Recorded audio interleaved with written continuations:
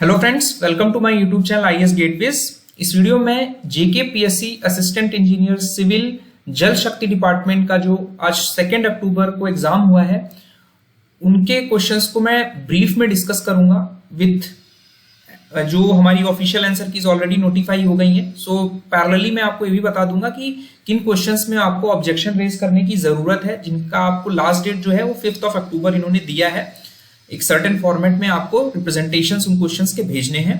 और so let's start. So this is the test booklet series which they have officially published. So सबसे पहला first question जो पूछा गया है that is of engineering mechanics. इसमें पूछा गया था कि 2 bodies of masses m1 and m2 are hung from the ends of a rope. ठीक है, ये हमारी रोप है जो एक पुली के ऊपर से जा रही है। ठीक है, passing over a frictionless pulley the acceleration of the string will be. ठीक है, तो यहां पर आप देख पा रहे हो जो मास लटके हुए हैं, इफ इट अज्यूम कि this is mass m2 and this is mass m1। इस केस में हमारा जो मास m1 है वो m2 से बड़ा है, तो डायरेक्शन ऑफ एक्सेलरेशन जो होगा वो इस डायरेक्शन में होगा। तो एक इक्विलिब्रियम कंडीशन हमारी इस केस के लिए m1 मास के लिए बनेगी और एक हमारी m2 मास के लिए बनेगी।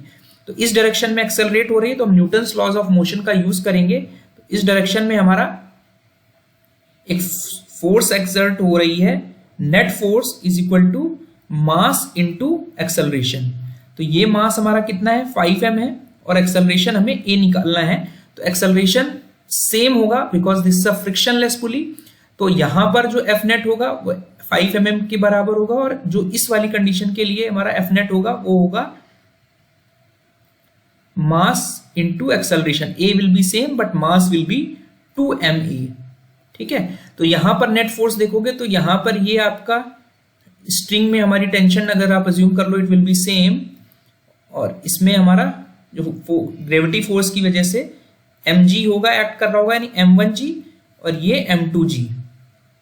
तो ये हो जाएगा आपका, बिकॉज ये ऊपर के डायरेक्शन में हमारा यहां एक्सेलरेट कर रही है, तो t माइनस m1g हो जाएगा। तो t minus m2g sorry, m2g हमारा है 2mg is equal to 2ma।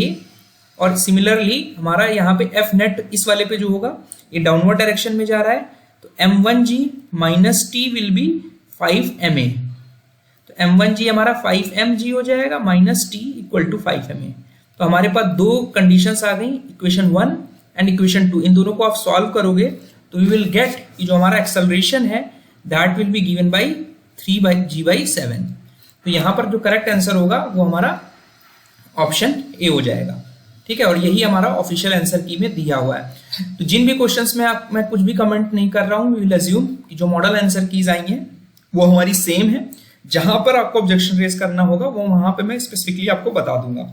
यहां पर बोला जा रहा है कि एक स्टील वायर है जिसका डायमीटर d है 20 mm और एक सर्कुलर शेप में उसको हम बेंड कर रहे हैं जिसका रेडियस 10 मीटर है। यानी अगर हम अज्यूम कर लें कि हम इसको सर्कुलर शेप में बेंड कर रहे हैं, दिस इज अ वायर जिसका जो डायमीटर है, दिस डायमीटर इज 20 mm।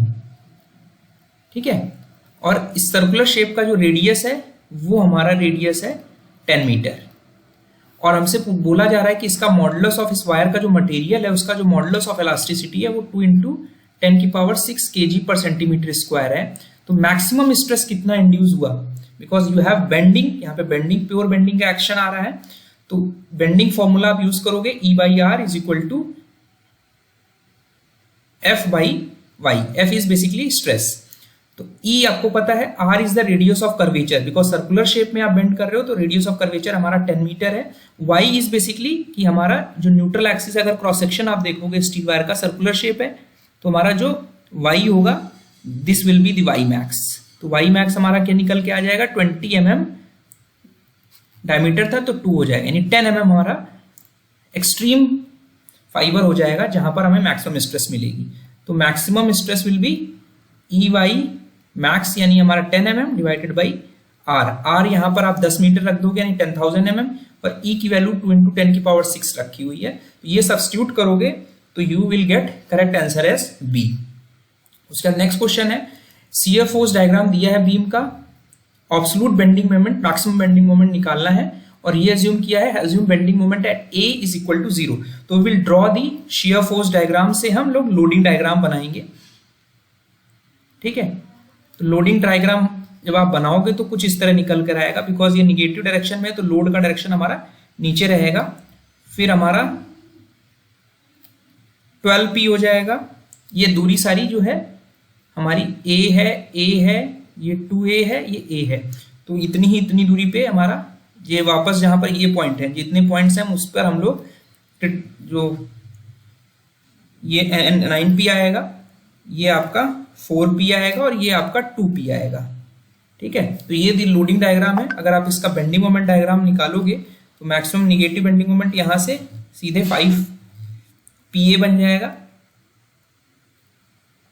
ठीक है, फिर इसको आप ड्रॉ करोगे तो ये कुछ ऐसे बन जाएगा, यहां पे आपका 2PA हो जाएगा। तो मैक्सिमम जो बेंडिंग मोमेंट बन रहा है वो यहां पर बन रहा है 5PA, और ये हमारा 2PA था, तो हमारा 5PA will be the correct answer.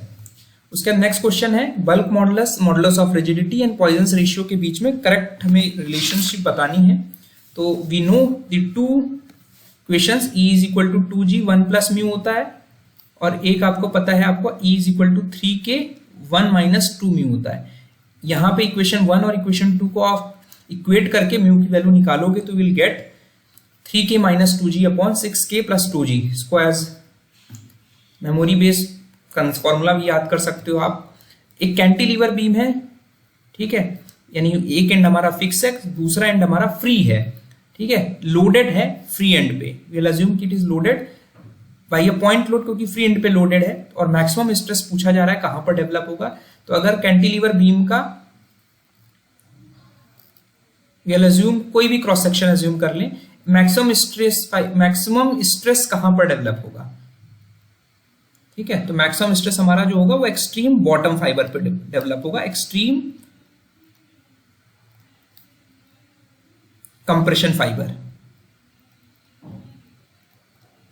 ठीक है, तो करेक्ट आंसर जो होगा वो ऑप्शन बी होगा, बिकॉज यहां पर मैक्सिमम कंप्रेसिव की बात कर रहा है। तो हमारा कोई भी क्रॉस सेक्शन आप लोगे तो हमारा न्यूट्रल एक्सिस के नीचे जो होगा वो कंप्रेशन में होगा, और जितना दूर जैसे जैसे आप फाइबर्स न्यूट्रल एक्सिस से जितना दूर जाते जाओगे वहां पे जो फाइबर्स के बीच में जो कंप्रेसिव स्ट्रेसेस हैं वो बढ़ती जाएंगी। तभी हमारा जो बेंडिंग स्ट्रेस अगर इसका लिए देखोगे तो कुछ इस तरह आता है। ठीक है, तो जैसे जैसे आप न्यूट्रल एक्सिस से दूर जाते जा रहे हो, बॉटम फाइबर की तरफ जाते जा रहे हो, तो हमारी जो स्ट्रेसेस हैं वो बढ़ती जा रही हैं। उसका नेक्स्ट क्वेश्चन है, एक शाफ्ट है हमारा 60 mm डायमीटर का। ठीक है, एक शाफ्ट है 60 mm डायमीटर का, और बोल रहा है क्वेश्चन में कि it is subjected to a torsion, जिसकी वजह से जो शियर स्ट्रेन आ रहा है वो आ रहा है 0.0006, और हमें रेट ऑफ ट्विस्ट बताना है। रेट ऑफ ट्विस्ट जो होता है ये आपने पढ़ रखा होगा, इट इज φ/L, कि कितना हमारा ट्विस्ट हुआ पर यूनिट लेंथ। तो आपको पता होगा जो आपकी टॉर्जन इक्वेशन होती है τ/R, R is the radius of the solid bar is equal to φ/L। ठीक है,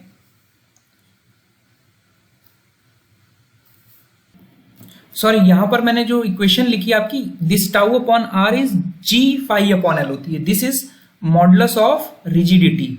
ठीक है, तो आपको पता है shear stress divided by shear strain जो हमारा होता है, this is modulus of rigidity in case of torsion. ठीक है, तो यहां पर G की वैल्यू अगर आप सब्स्टिट्यूट करोगे तो it will become τ/φ shear strain multiplied by L। तो यहां का ये टाउ कट जाएगा, तो हमारा जो रेट ऑफ ट्विस्ट है वो φ/L बचेगा, इट विल बी γ/R। तो rate of twist will be shear strain divided by the radius of diameter, radius of हमारा जो शाफ्ट का रेडियस है। तो रेडियस ऑफ शाफ्ट जो है वो 30 mm हो जाएगा। ठीक है, रेडियस 30 mm हो जाएगा, शियर स्ट्रेन आपको पता है 0.0006 है, इसको सॉल्व करोगे तो you will gate 0.4 × 0 multiplied by 2। Correct answer option A हो जाएगा। नेक्स्ट क्वेश्चन है हमारा कि एक माइल्ड स्टील का बार है जिसका क्रॉस सेक्शनल एरिया ए है, लेंथ 2L है, एक एक्सियल लोड को सब्जेक्ट कर रहा है, तो टोटल जो स्ट्रेन एनर्जी होती है उसका P/2L अपॉन 2AE होता है, तो यहाँ पे L जो है वो 2L दिया हुआ है, तो it will be simply replaced 2AE, तो ये हमारा कट हो जाएगा, तो इट विल बिकम P²। तो यहां पर करेक्ट आंसर जो होगा वो ऑप्शन डी हो जाएगा। उसके बाद नेक्स्ट क्वेश्चन है हमारा कि जो number of independent elastic constants हैं लीनियर इलास्टिक आइसोट्रोपिक मटेरियल के लिए वो हमारे 2 होते हैं, 9 हमारे ऑर्थोट्रोपिक मटेरियल के लिए होते हैं, और हमारे 21 जो है वो एनिसोट्रोपिक मटेरियल के लिए होते हैं। ये आपने सभी ने पढ़ रखा होगा ऑलरेडी। 9th क्वेश्चन है हमारा कि एक प्लेन स्ट्रेन XY प्लेन है, जहां पर हमारा जो नॉर्मल स्ट्रेन है दोनों डायरेक्शन में वो 0 है, ठीक है, और जो शियर स्ट्रेन है वो 3 × 10⁻⁻⁶ है। हमें मोहर सर्कल ऑफ स्ट्रेन के डायमीटर की वैल्यू बतानी है, तो जो डायमीटर है वो बेसिकली हमारा, इसको आप लिख सकते हो diameter is 2 times the radius of Mohr circle, and radius of Mohr circle जो है this is given by formula EX - EY का whole square plus shear strain का हाफ का होल स्क्वायर। तो यहां पे ये फैक्ट वैल्यू 0 हो जाएगी, तो ये वैल्यू आपकी जो बचेगी दैट विल बी 5xy/2। तो हमारा जो शियर स्ट्रेन है XY प्लेन में वो 3 × 10⁻⁻⁶ है, तो रेडियस हमारा ये आ गया, तो डायमीटर विल बी 2r, तो ये हमारा हो जाएगा 3 × 10⁻⁻⁶। तो करेक्ट आंसर ऑप्शन बी हो जाएगा। उसी तरह हमारा नेक्स्ट क्वेश्चन है 10th क्वेश्चन पे चलते हैं कि मेजर प्रिंसिपल स्ट्रेस दिया हुआ है टेंसाइल स्ट्रेस, तो मेजर वैल्यू जो है वो टेंसाइल स्ट्रेस 150 Nm/m² है, मेजर प्रिंसिपल स्ट्रेस कंप्रेसिव है। तो यहां पर ये टर्मिनोलॉजी क्वेश्चन में टाइपिंग मिस्टेक है, ठीक है, बट लॉजिकली अगर आप देखो तो it is minor principal stress, because यहां पर ये ऑलरेडी मेंशन कर चुका है। बट क्वेश्चन आप अगर ऑब्जेक्शन रेज करना चाहें तो आप रेज कर दीजिएगा, बिकॉज कोई अगर इसको मेजर की जगह माइनर ले रहा हो तो हमारा आंसर चेंज हो जाएगा, ठीक है, नेचर ऑफ फोर्सेस चेंज हो जाएंगे क्योंकि, तो मेजर, बट लॉजिकली अगर हम देखें यहाँ पर माइनर अगर हम कंसीडर करते हैं तो माइनर की जो वैल्यू आएगी वो कंप्रेसिव में है, और हमें σ2 की वैल्यू निकालनी है मैक्सिमम शियर स्ट्रेस की थ्योरी करके। Uniaxial tensile yield stress 230 दिया हुआ है, तो मैक्सिमम शियर स्ट्रेस हमारा क्या होगा, σ1 - σ2 डिवाइडेड बाई 2। σ1 हमारा टेंसाइल है तो हम इसको अज्यूम करेंगे -σ2 ऑफ, इसको x अज्यूम कर लेते हैं, divided by 2, and that is equal to tensile stress जो यील्ड स्ट्रेस Fy/2। तो इसको जब आप सॉल्व करोगे तो ये 2 कैंसिल हो जाएगा, तो 150 - 230 आ जाएगा। This is x is equal to 80 Nm/m²। तो ये हमारा x की वैल्यू जो आ रही है वो कंप्रेसिव आ रही है, इट मींस हमारी जो माइनर प्रिंसिपल स्ट्रेस है वो कंप्रेसिव है। तो करेक्ट आंसर जो है वो ऑप्शन सी होगा। उसका नेक्स्ट क्वेश्चन है कि प्लास्टिक और इलास्टिक एनालिसिस में हमारी इक्विलिब्रियम कंडीशन सेटिस्फाई होती है। उसके बाद ये एक नेक्स्ट क्वेश्चन है, एक ब्रास बार दिया है जिसका, और एक स्टील पाइप में वो इनकेस्ड है, this is the steel pipe, ठीक है। तो इसको हम इस तरह क्रॉस सेक्शन देख सकते हैं कि दिस इज इसके अंदर हमारा ब्रास इनकेस्ड है। तो यहां पर हमारा ब्रास का जो एक्सपेंशन कोफिशिएंट है अल्फा बी मान लिया, और जो बाहर का स्टील है वो अल्फा एस मान लिया।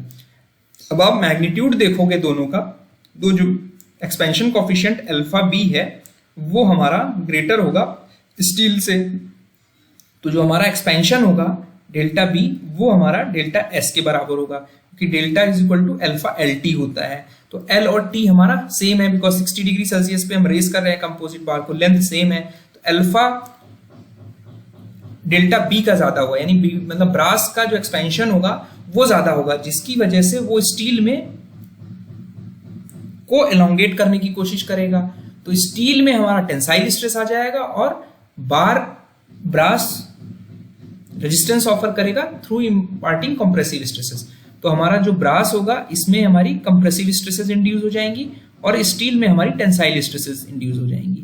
तो अगर हम देखें तो stress in brass will be compressive, ये स्टेटमेंट करेक्ट होगा, और stress in steel will be tensile.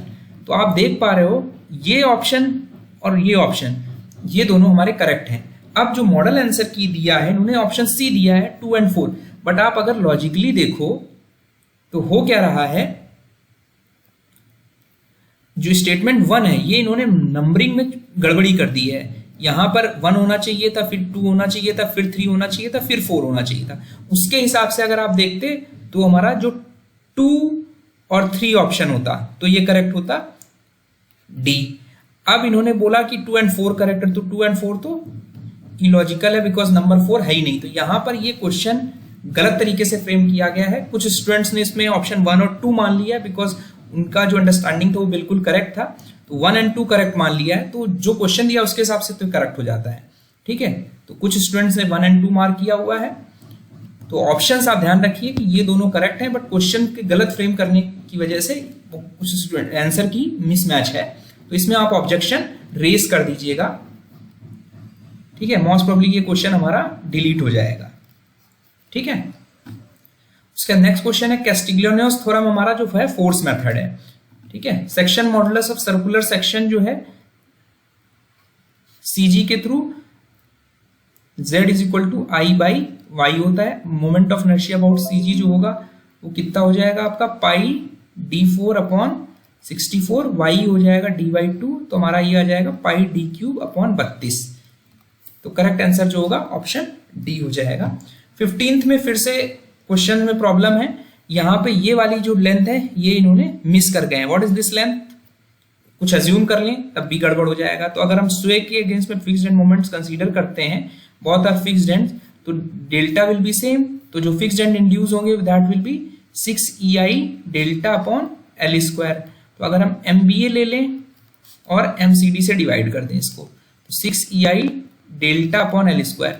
यहां पे ये वाला L अननोन है, पता नहीं हमें।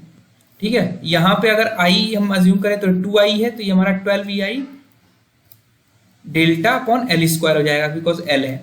अब यहां पर हमारा ये पता नहीं हमको कितना है। अगर हम अज्यूम कर लें कि ये हाफ था और I हमारा पता है हमें, तो उस केस में भी ये 24EI delta by L square हो रहा है।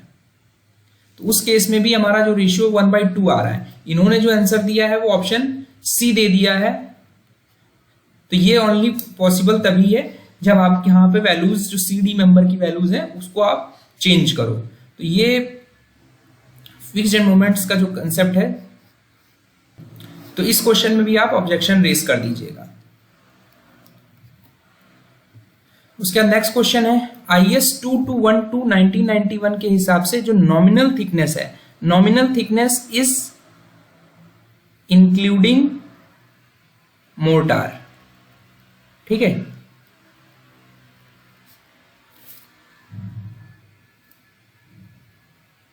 और पूछा किसका जा रहा है, 1.5 मॉडुलर ब्रिक का।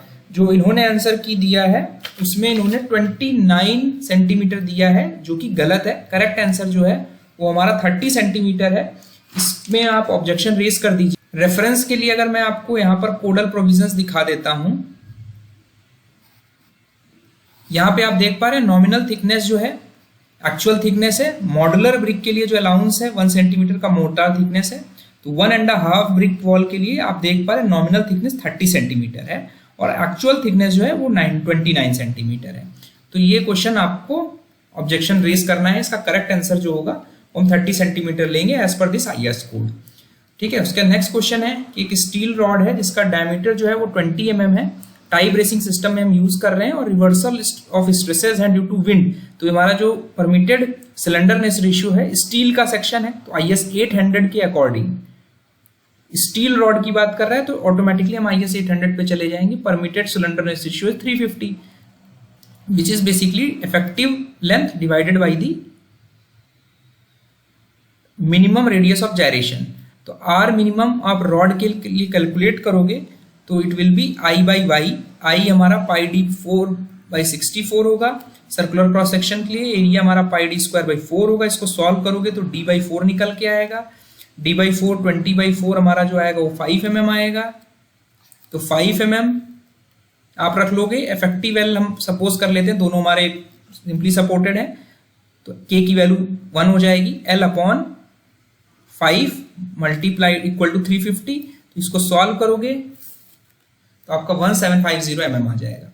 IS 1077 के according common burnt clay bricks इस पे मैंने अपने YouTube चैनल पे ऑलरेडी डिटेल में IS 107 को एक्सप्लेन किया हुआ है, जिसमें मैंने आपको एक्सप्लेन किया था जो क्लासिफिकेशन है कॉमन बर्न क्ले ब्रिक्स का, वो एवरेज कंप्रेसिव स्ट्रेंथ के बेसिस पे है। रेक्टेंगुलर स्टील सेक्शन है हमारे पास। अगर उसके क्रॉस सेक्शन पे बात करें तो हमारा जो यील्डिंग के बाद जो पैटर्न बनेगा वो कुछ इस तरह बनेगा, न्यूट्रल एक्सिस, और ये जो डिस्टेंसेज हैं वो h/4 होगा। यहाँ पे हम डिफरेंट कंपोनेंट्स का न्यूट्रल एक्सिस के अबाउट मोमेंट लेंगे, तो जो मैग्नीट्यूड ऑफ मोमेंट आएगा वो 11/48 BH² सिग्मा आएगा।